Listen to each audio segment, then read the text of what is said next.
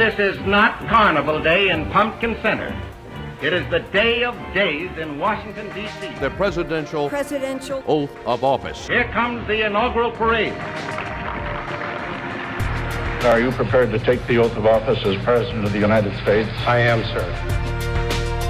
Left hand on the Bible and raise your right hand. Raise your right hand. If you will raise your right hand and repeat after me. After me. I, William Jefferson Clinton, do solemnly swear. I, Jimmy Carter. I, Barack Hussein Obama. I, George Walker Bush, do solemnly swear.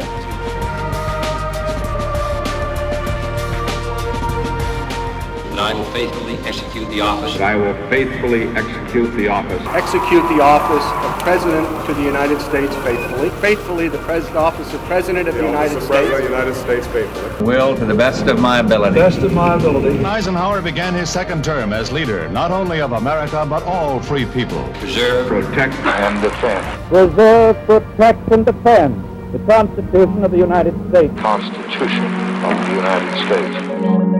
Vice President Lyndon B. Johnson and the grief-stricken widow with them takes the presidential oath aboard the jet, which brings him, together with the body of the late president, back to Washington. The flag flies at half-staff. President Truman asks the full Roosevelt cabinet to remain in office. So help you God. So help me God. So help me God. So help me God. So help me God. So help me God. So help you God. So help me God. So help me God.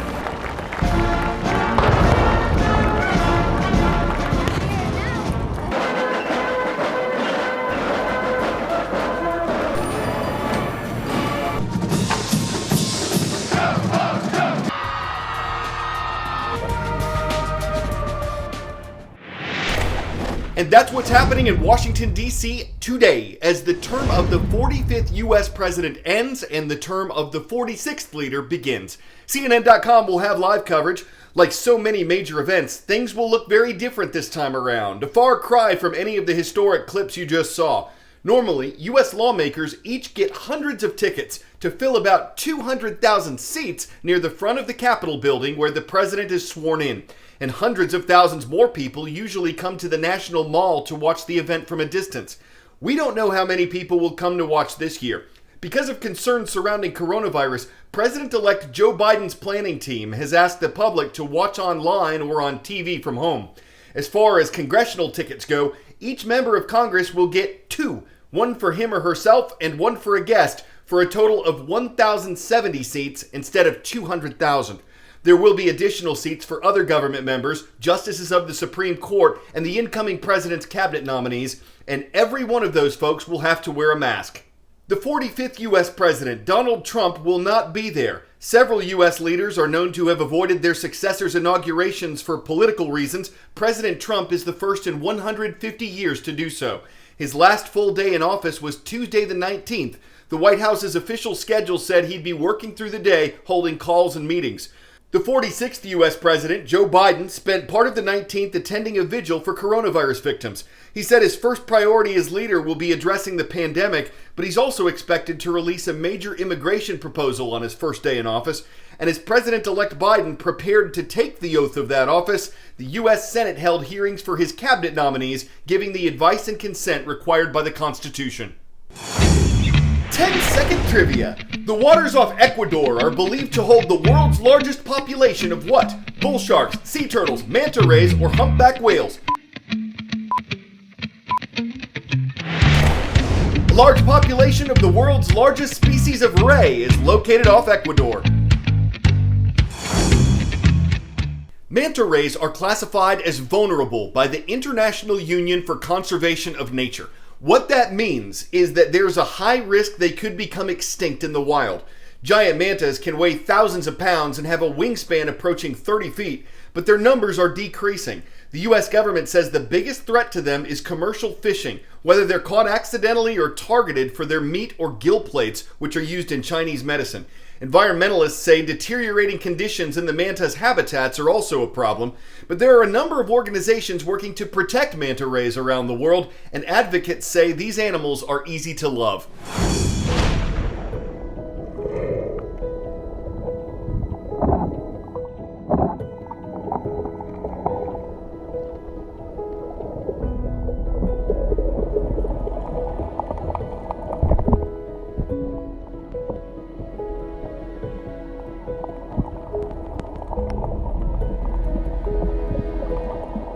our ultimate purpose is to get manta rays protected worldwide and also to protect their habitat that we know they need to survive.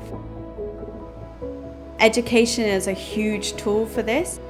We do education with local communities, also guests, and try and reach out to as many people as possible to inspire them the way we are inspired by the ocean.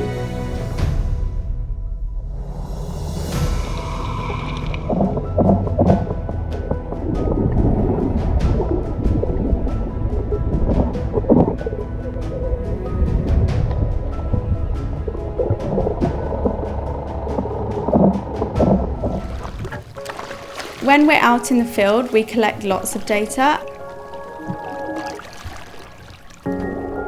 So we collect the ID photos. We also record environmentals when we're in the water, so current, plankton, weather, wind, as these are all things that may influence manta sightings. We also have an ultrasound system that we use that can help us to research their fecundity and reproductive systems. And we also have a system called a stereo video that allows us to measure the mantas.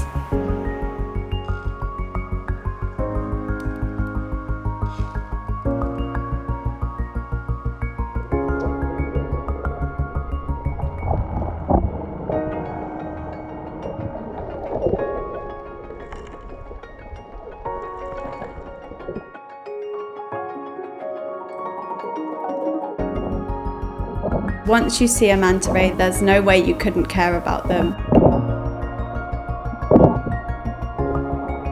Being in the water with them, you understand how gentle they are, how charismatic they are. The more people are aware of manta rays and their environment, the more they're going to want to protect them.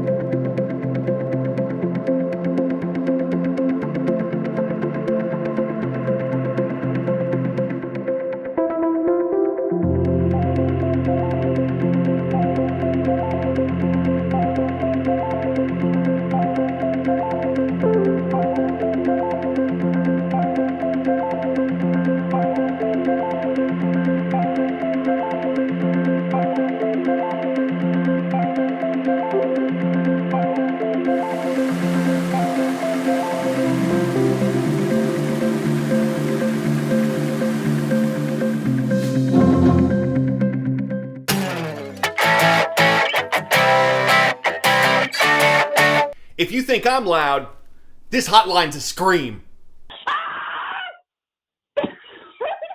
The idea, you call it, you scream, you hang up. You maybe go to the website and hear other callers' screams. The hotline was created by an elementary school teacher. It says whether people are unhappy, terrified, frustrated, or elated, they have perfectly good reasons to scream. Tens of thousands have reportedly called to do this. So it's obviously struck a vocal chord, a cry for yelp from thousands who want to let it all shout. Of course, critics might howl in protest, supporters might shriek with laughter, but I guess if all the voices are raised in high-pitched humor, all's well that ends well. Hey, we want to give a shout to St. Martin High School, the students watching in St. Martin, Mississippi. Hope you don't mind us giving you a holler. That's all the yelling I'm going to do today, at least on air, but we'll see you right back here tomorrow. I'm Coral Azus.